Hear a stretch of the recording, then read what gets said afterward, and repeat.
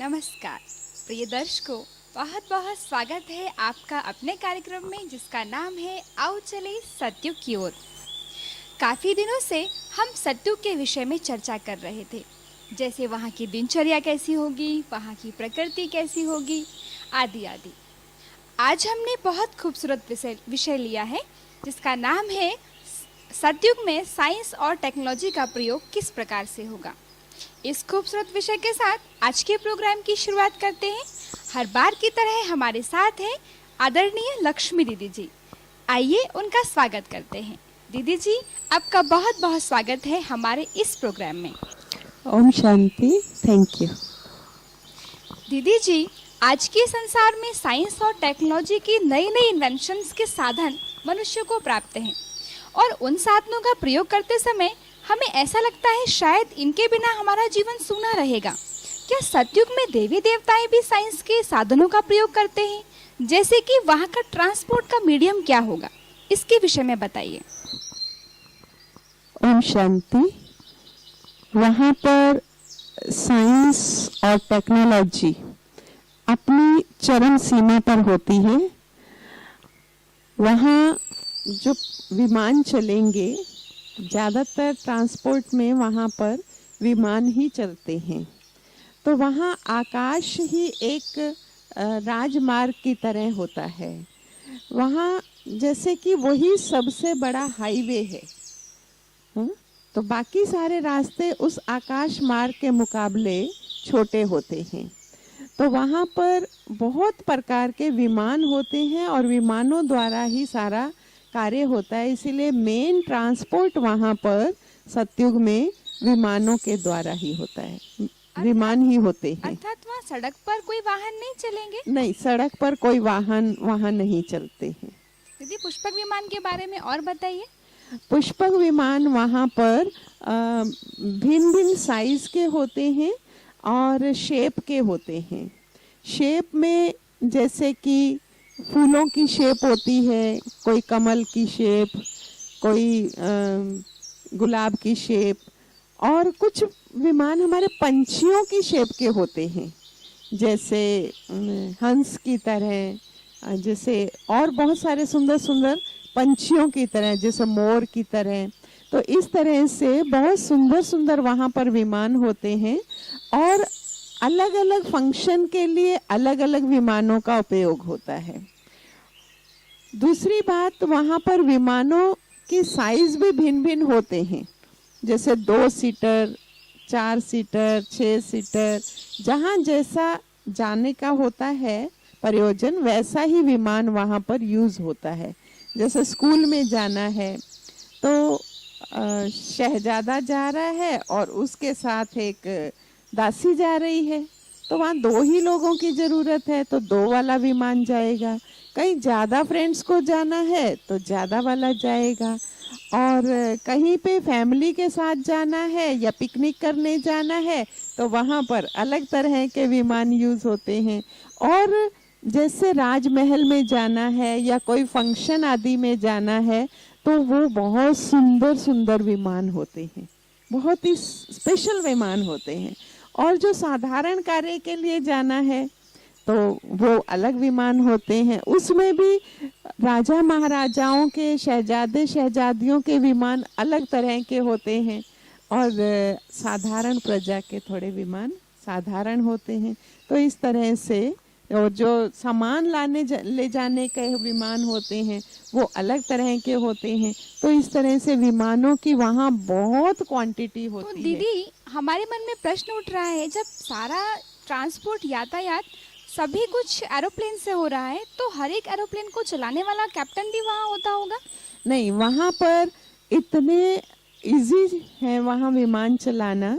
जैसे हमें बाबा ने बताया है, दादियों ने बताया है कि वहाँ पर बटन होते हैं, बैठो, बटन दबाओ, और छोटे से छोटा बच्चा भी वहाँ विमान चला सकता है। बस स्टार्ट करना है, स्टॉप करना है, राइट लेना है, लेफ्ट लेना है, तो उसके बटन होते हैं, वो बटन दबाते हैं तो उसी तरह से विमान चल पड़ते हैं। वहाँ कोई कैप्टन की भी ज़रूरत नहीं होती और एरोड्रोम की भी ज़रूरत नहीं होती, एयरपोर्ट जाना नहीं पड़ता है। वहाँ पर अपने महल इतने बड़े होते हैं और महलों के पीछे ही बहुत तरह के विमान खड़े होते हैं। अच्छा, तो दीदी जो विमान है तो वहाँ एक्सीडेंट का डर नहीं होता?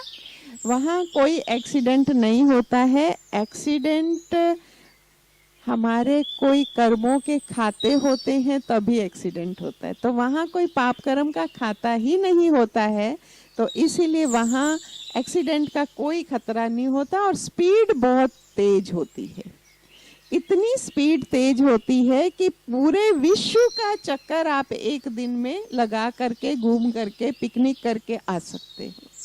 आज की तरह नहीं कि एक स्टेट से दूसरे स्टेट में जाने के लिए या एक देश से दूसरे देश में जाने के लिए घंटों लगते हैं। वहाँ स्पीड इतनी फास्ट होती है जैसे ध्वनि की स्पीड से भी ज़्यादा स्पीड वहाँ पर होती है विमानों के चलने की। तो इसीलिए वहाँ ना तो कोई एक्सीडेंट होते हैं, ना कोई प्लेन क्रैश होते हैं, और ना ही कोई स्पीड की लिमिट होती है। अरे और वाह! दूसरी बात एक इसमें कि जैसे यहाँ पर तो एक के बाद एक विमान चलाया जाता है, वहाँ पर विमान जो है बहुत सारे विमान इकट्ठे चल सकते हैं, जितने मर्जी चाहो आप इकट्ठे विमान उड़ सकते हैं, उड़ा सकते हैं, और कोई एक्सीडेंट का खतरा वहाँ नहीं होता है। अरे वाह दीदी, हमें तो बहुत मजा आ रहा है सत्युग के इन विमानों में बैठ के, हम जैसे कि उड़ रहे हैं। अच्छा, तो हम चलते हैं सत्युग में विमानों की ओर। हो सतयुग आया कि आया कुछ ही देर में, स्वर्ग हथेली में लाया बाबा वर्षे में। हो सतयुग आया कि आया कुछ ही देर में, स्वर्ग हथेली में लाया बाबा वर्षे में। हो कृष्ण मुरली बजाएगा वैकुंठ में, हो कृष्ण मुरली बजाएगा वैकुंठ में। गोप गोपिया हो गोप गोपिया खेलेंगे रास संग में। हो सतयुग आया कि आया कुछ ही देर में, स्वर्ग हथेली में लाया बाबा वर्षे में। हमें तो बहुत मज़ा आया, सत्युग के विमानों में बैठ के हमने भी रमण किया। पर एक प्रश्न मेरे मन में यह उठता है कि इतने सारे विमान होंगे तो उन सभी विमानों को उड़ाने के लिए कौन से फ्यूल का प्रयोग किया जाएगा? वहाँ पर अधिकतर सभी कार्य सौर ऊर्जा से होते हैं और एटॉमिक एनर्जी से होते हैं, तो एटॉमिक एनर्जी से ही वहाँ पर विमान चलते हैं। बहुत अच्छा लगा दीदी ये जानकर। तो फिर एक प्रश्न और हमारे मन में उठता है कि यदि वहाँ पे सारे विमान एटॉमिक एनर्जी से चलेंगे तो भोजन किस विधि से बनेगा? भोजन में कौन सी ऊर्जा का प्रयोग होता है? वहाँ पर भोजन में हम सब सूर्यवंशी हैं, तो सूर्य की सौर ऊर्जा से ही वहाँ पर भोजन बनाया जाता है। वैसे तो ज़्यादातर हमने आपको बताया कि जैसे वृक्षों पर फल लगे हुए होते हैं और वो जैसे तोड़ो और सदा ही लगे रहते हैं, तोड़ो और ले लो पी लो, उसके लिए कोई पाइप आदि की भी ज़रूरत नहीं पड़ती।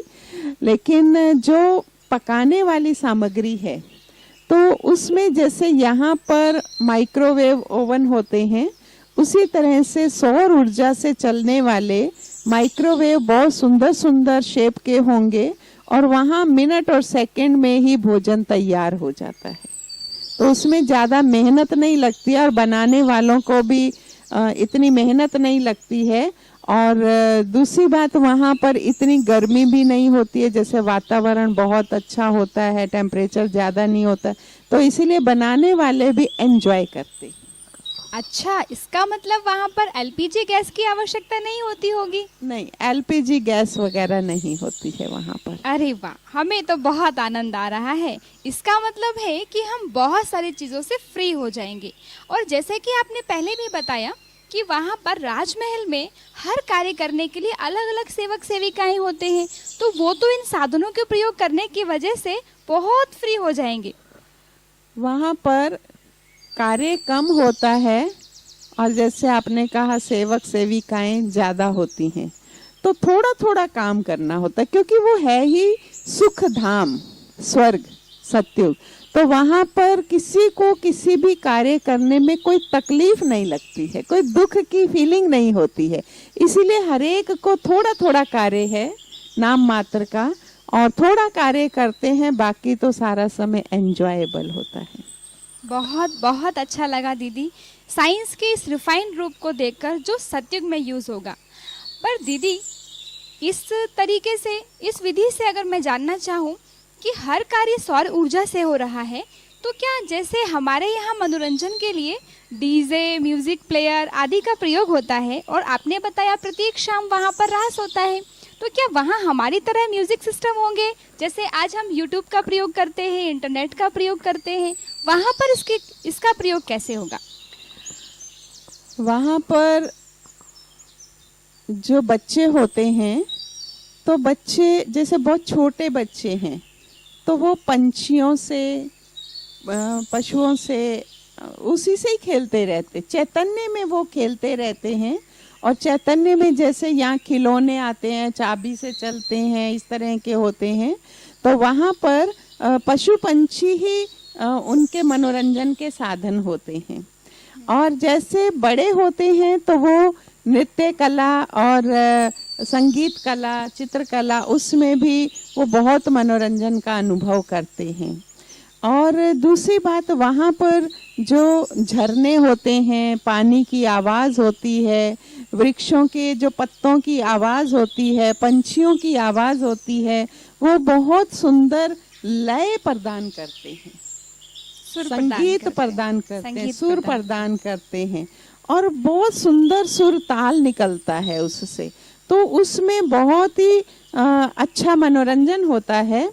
और बाकी वहाँ पर इतनी सारी वायर्स वगैरह नहीं होती हैं, ये जो इलेक्ट्रिसिटी की वायर, जैसे आजकल भी हम देखते हैं कि पहले जैसे टेलीफोन होता था तो उसकी कितनी लंबी वायर होती थी, सब कुछ होता था, लेकिन अब मोबाइल बिल्कुल वायरलेस है, कुछ भी नहीं है। तो इसी तरह से वहाँ पर सब कुछ होगा, लेकिन ये बड़ी बड़ी तारें और ये सब कुछ नहीं होगा।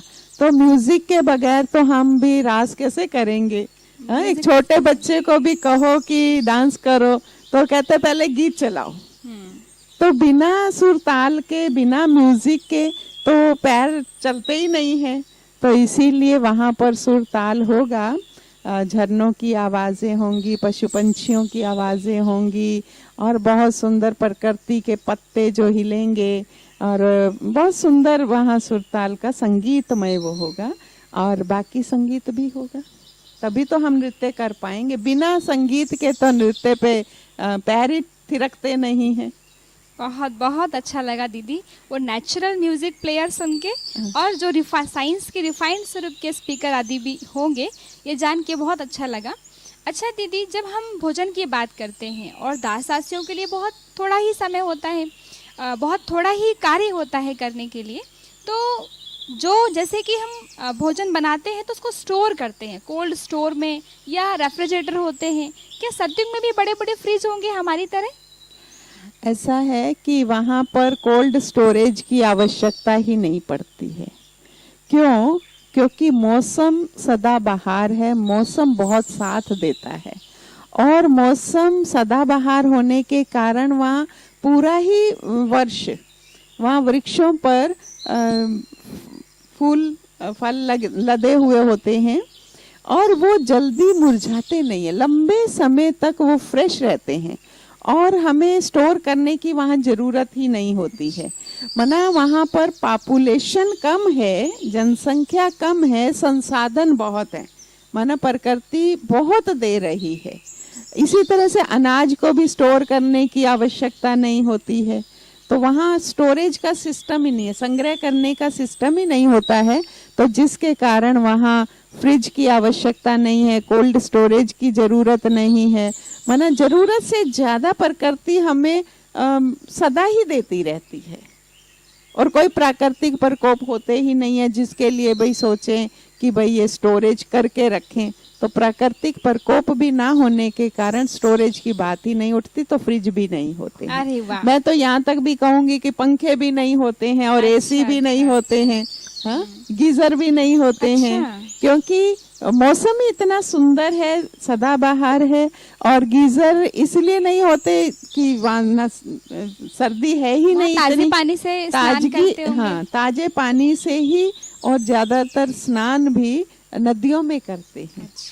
हाँ?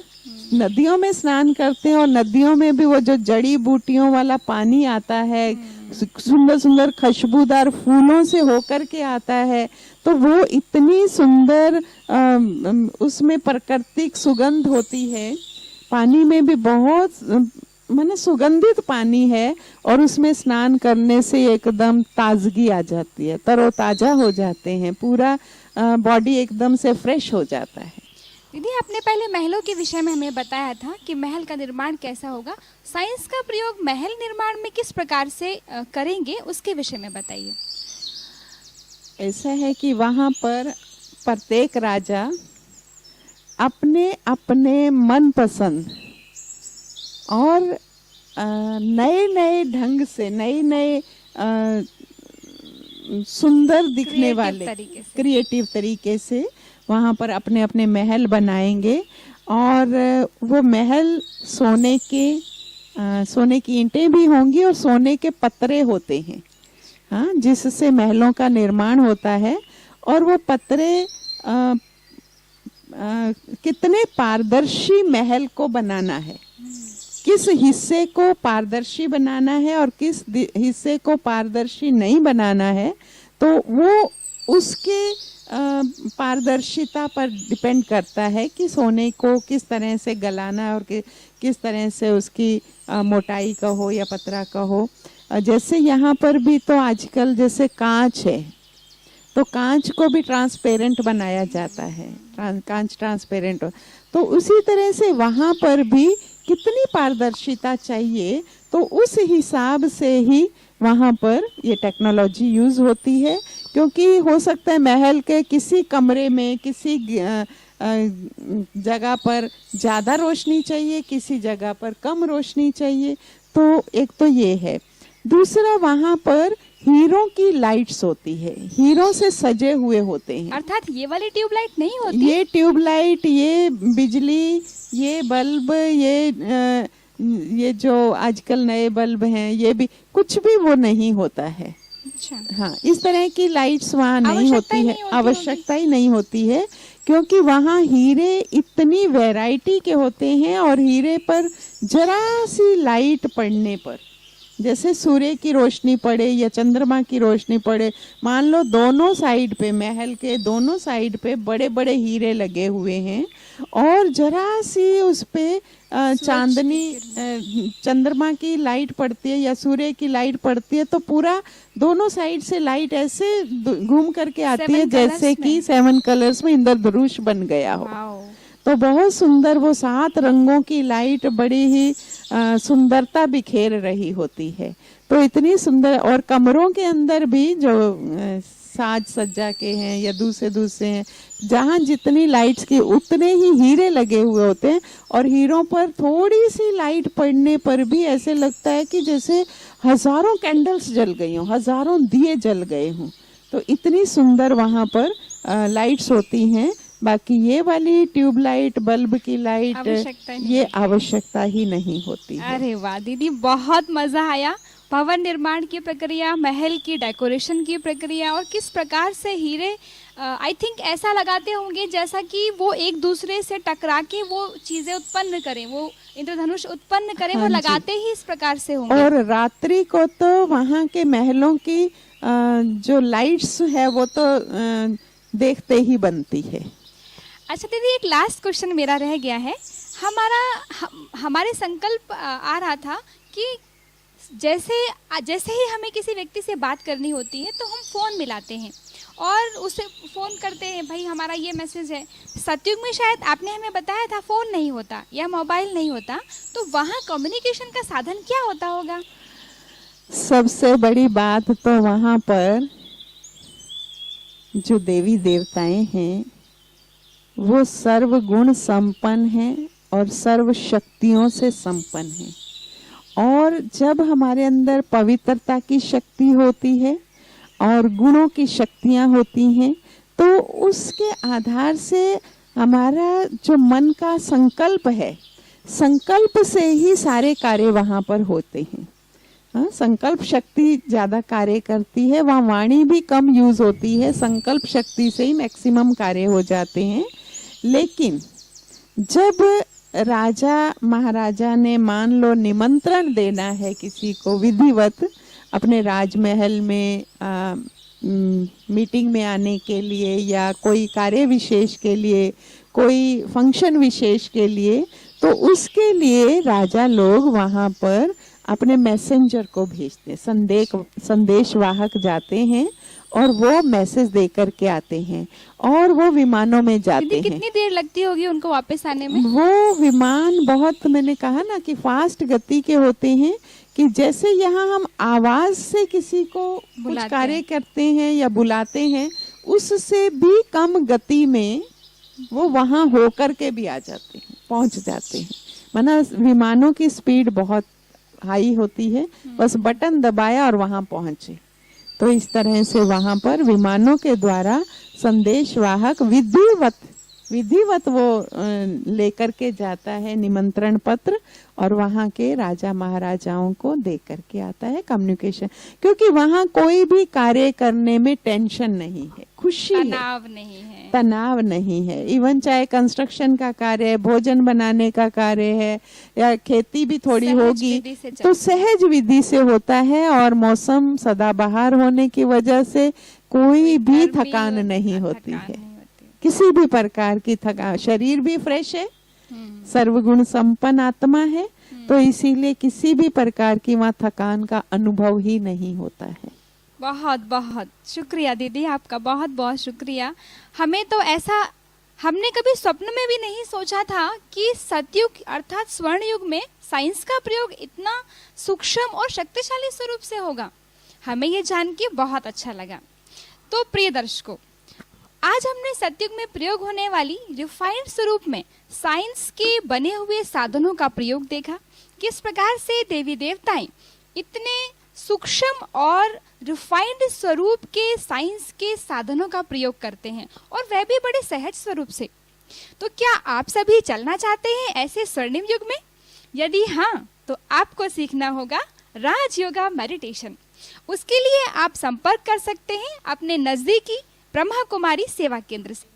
तो फिर मिलते हैं आपसे अगली कड़ी में एक नए टॉपिक के साथ। तब तक के लिए नमस्कार। हर बालक कृष्ण कन्हैया सा, राधा सी हर बाला हो, पर चमकेगा नारी शक्ति पूजित होगी, सौभाग्य का सूरज दमकेगा। सत धर्म के चारों पांवों पर सतयुग की सृष्टि थमी होगी, सत धर्म के चारों पांवों पर सतयुग की सृष्टि थमी होगी। हीरों से आकाश भरा, मोती से भरी जमीन होगी, कोई नहीं कमी होगी।